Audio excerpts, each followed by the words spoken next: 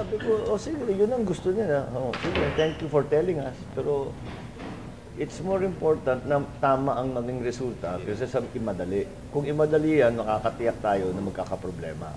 Napaka-importante, napaka-komplikado, hindi pwedeng madaliin. Kaya kung kaya namin gawin by June, gagawin namin. Kung hindi, basta mas importante maayos ang aming trabaho at naging maliwanag at magiging constitutional, magiging maliwanag at constitutional yung ating magiging BPL.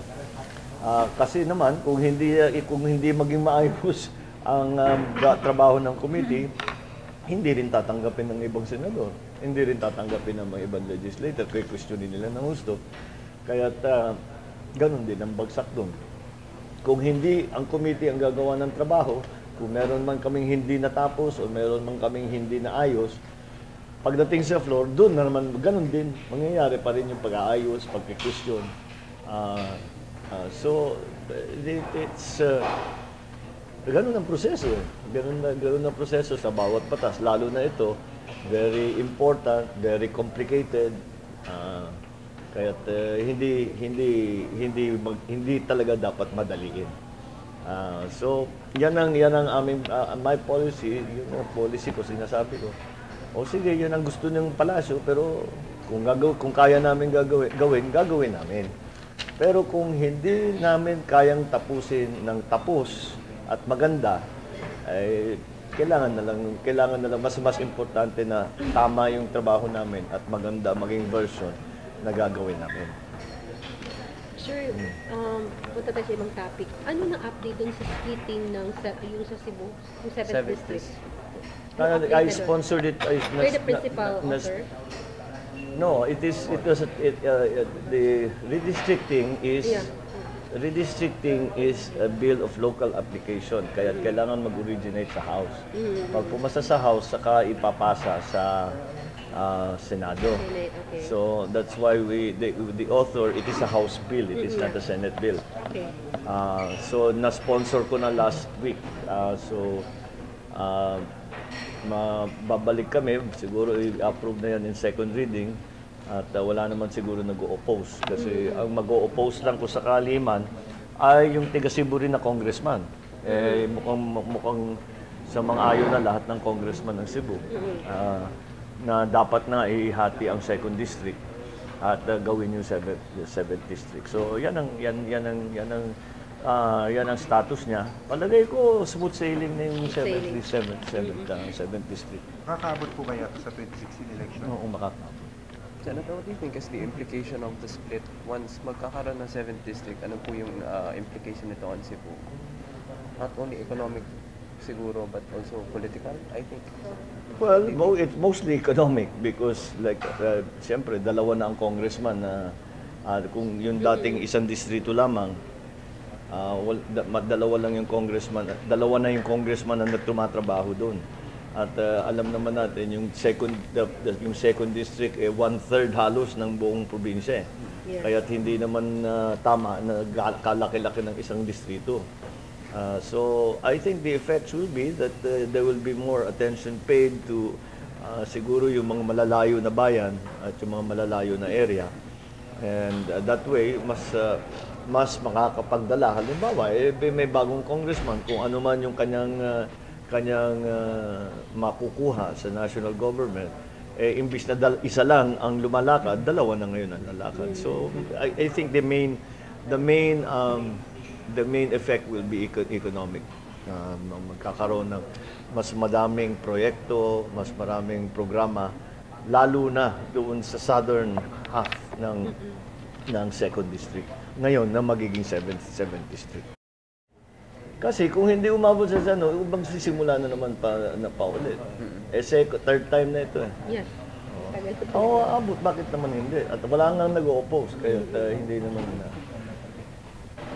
naman siguro magkakaproblema. Okay. Sure, your political plans. Are you really running for the presidency or? Am I really running? Why are you? Sir, ang dami ng haka, sir . Takbo ka, VP or? Tama yung sinabi mo, marami. haka. So, So if you ask me, I am Yes. not, we are, so actually, right now, wala kaming pinag-uusapan at iniisip kundi yung trabaho sa Senado. Siyempre, nababanggit nga yung sa pagpresidente. Pero tignan muna natin at pabago-bago ang sitwasyon sa politika dito sa atin at masyadong malaking pagbabago since in the last less than 1 year, mga 6 months lang ang laki na ng binago ng sitwasyon.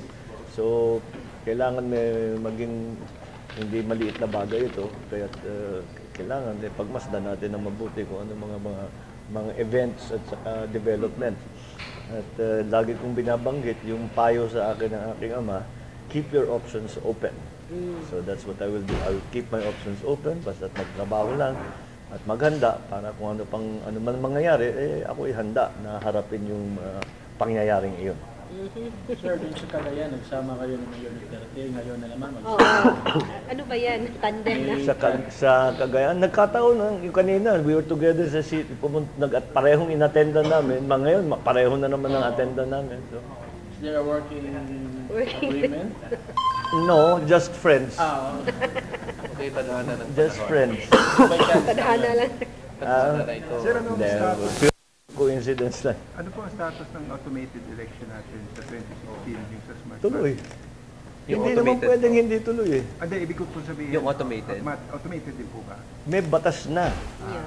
Hindi mo pwedeng, wala nang pwedeng yung sinasabi ng mga manual, hindi na pwede. Yung batas nakalagay, lahat ng eleksyon ay dapat maging electronic counting. At yung date hindi pwedeng palitan dahil it will require a constitutional amendment. Yun na nga. So, ipit ngayon ang COMELEC.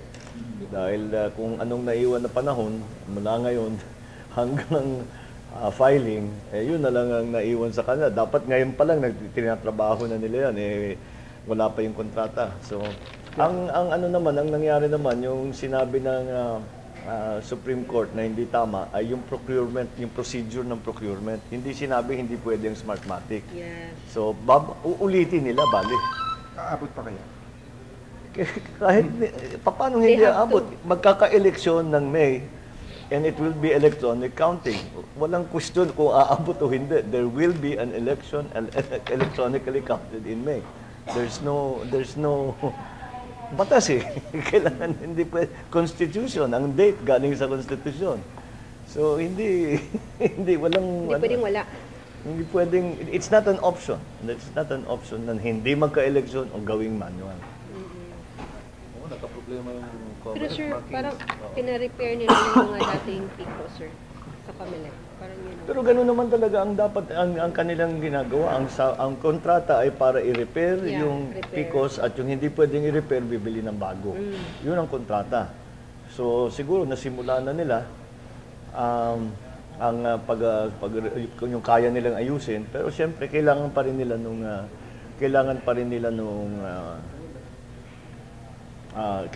nila yung tutulong sa kanila para saan sila bibili ng mga bago, sino ang magre-repair ng mga medyo mahirap ng ayusin. So they still need to enter into partnership, or at least they need to award that contract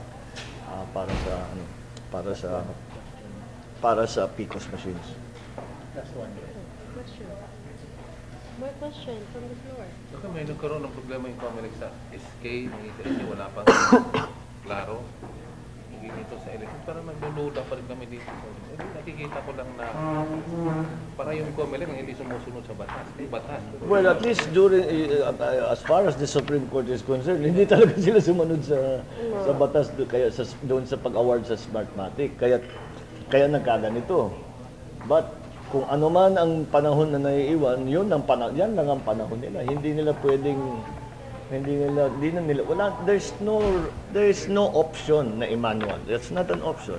There is no option na ilipat. So, handa man sila o hindi, on May 6 ata, on May 6 mga eleksyon, and it will be electronically counted. Last question, sir. Yung pong Bangsamoro Basic Law, kumusta po ang estado? At ano Late po ka. ang gagawin? I-bluetooth ko na lang sa'yo. Okay lang.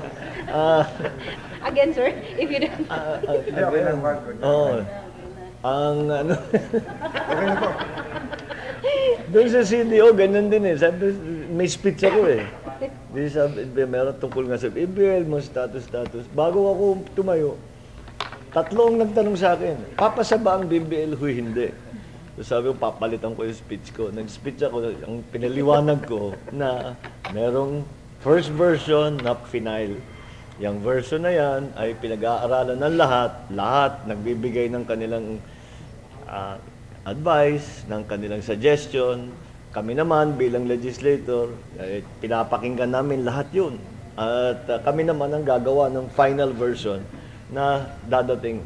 Basta, yung, ulitin ko na lang yung sagot ko kanina, yung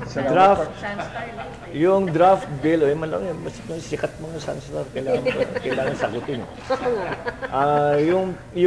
Yung binigay sa amin ni Presidente na draft version, hindi papasa sa House, hindi papasa sa Senado. Kaya kailangan namin palitan or ayusin. So, yun ang ginagawa namin ngayon. Yun. Sir, ano Yun ang mas magandang sagot. Ngayon, meron na akong magandang sagot doon sa tanong na yun. Mabuti na lang, natanong mo ulit. Nagkaroon ako ng magandang sagot. ano po mensahe niyo mamaya, sir, sa yung speech niyo? Tungkol lang naman sa mga broadcasters, sa mga media, kung anong role ng media in society. Kayo ang nagdadala ng balita, kayo nagdadala ng paaliw. Broadcaster naman, hindi lang naman news, kung hindi lang naman commentary, kung hindi pati entertainment. Kaya lahat yan ay kasama sa trabaho ng mga broadcasters. And I will just remind our broadcasters, this is the role that they play in our society. Thank you.